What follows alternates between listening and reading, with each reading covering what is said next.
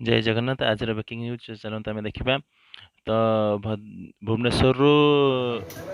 बालेश्वर जाऊा नायक बस तो डाणीगड़िया छक पाखे तार आक्सीडेट होती तो जड़े आहत होती से बर्तमान भद्रक मेडिकल पढ़ी बहुत सीरीयस अवस्था अच्छा चलते मुझे आपको लेके तार पिक्चर देखा तो बर्तमान भद्रक मेडिकल तो संभव हो पारे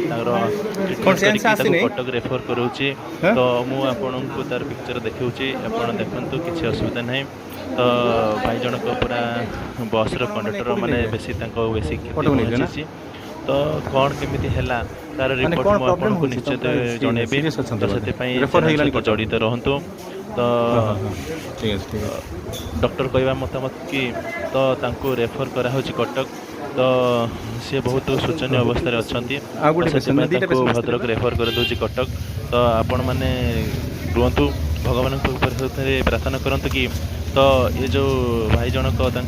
जो जान जीवन को लगे कि तो बहुत जीवन को रक्षा करिसंती तो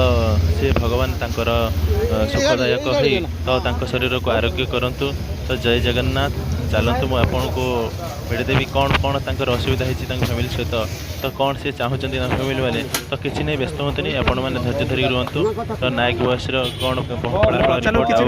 काली आपको